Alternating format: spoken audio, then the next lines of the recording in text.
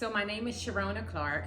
I am the owner and founder of Blessed Ministry, which established in 2018. So Blessed Ministry name originated from a nickname that I was given when I was a young lady growing up in the church. My mentors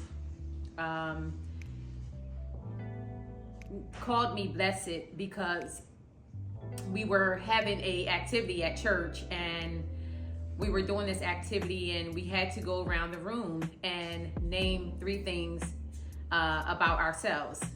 And every time it came to me, the only words that I can formulate at the time was blessed. And I had to have been about 8 years old at that time. Didn't know what I was speaking into my life, but that's where the name came from. So Blessed Ministry is the name. What made me really start this organization was really the only thing that I can describe was a calling from God. When the pandemic, right before the pandemic hit in 2018, it was birthed. God really placed it in my heart and in my spirit to go out to feed His people, to feed His flock. And by doing that, what better way to do it is by feeding and clothing, and according to the scripture. So I chose the city of Camden because Camden is one of the cities that is really underserved. There is a really lack of resources in the city. There's a high rate of substance abuse in the city, and is a high rate of homelessness. Beginning with what we provide, we do turkey and cheese, bag lunch with chips and water. And the reason why we do turkey is because we serve a different population, diverse population, and we serve Muslims, such as Muslims that don't eat pork. So we try to reach everyone. We also try to provide hygiene products, soap, toothpaste, wipes, feminine hygiene, sanitary napkins for women. We try to provide clothing, used or new, undergarments, deodorant, things that people need to survive.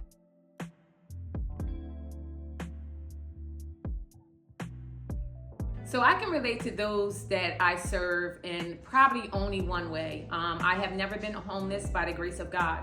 But I do understand that, by the grace of God, there go I, and I could be that person. But 80% of the people that we serve deal with mental health and substance abuse. And I can personally relate to that because I have two children that suffers with mental health and substance abuse. And when I serve each person out there, I see my sons. I would appreciate, and I will hope that someone would lend a kind hand to my child if they were out there. Every moment I'm out there, I'm being ministered to by the way that people respond to our giving. We cannot do this without God. We cannot do this without those that are donating and volunteering their time. We cannot.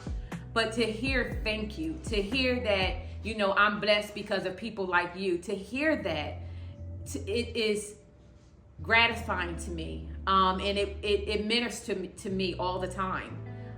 Just to know that I am in a place that I can serve someone, I'm being ministered to.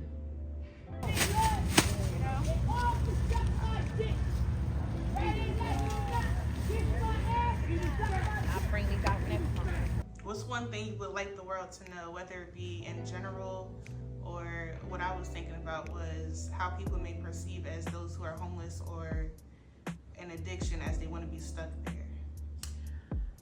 Great question. I want the world to know that people do not enjoy being homeless. People do not wake up and say, when I get older or in 5 years, I want to be on drugs or I want to have a mental health problem. People don't choose this. And they don't want to be in this situation, but they have no way out. No, they don't have the income to get a studio apartment. They don't have resources. And to be honest with you, maybe their family are tired of supporting them, or their family turned their back on them, or whatever the circumstances may be. I want people to know that people are not happy being homeless. They're not happy having a mental health issue or a substance abuse issue. They don't choose that. So we need to really look at things different. Because if it was your child, if it was your loved one, how would you want someone to treat them? So I think the world, and what I would like the world to know, that people are not choosing this. It's just that they're in this circumstance and they're in this predicament now. But it doesn't mean that it will last forever.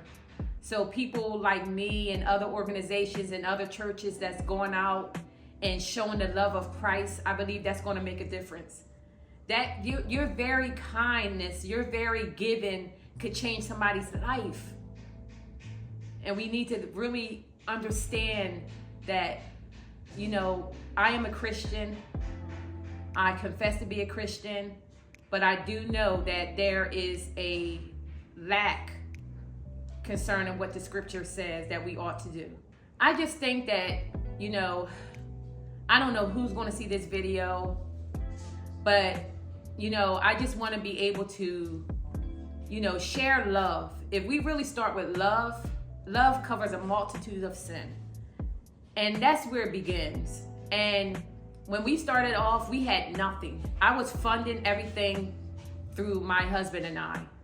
And then donations started coming in. People started giving, and because they seen what we were doing. And, you know, that is what I appreciate. You don't have to have much. You can start with a little, and God will make that little more than enough. So if you are hesitant or you want to do something, but you don't know where to start with what you have. So I didn't know how to do a 503c. I didn't know how to do a nonprofit. I didn't know how to create an EIN number. Google is our best friend.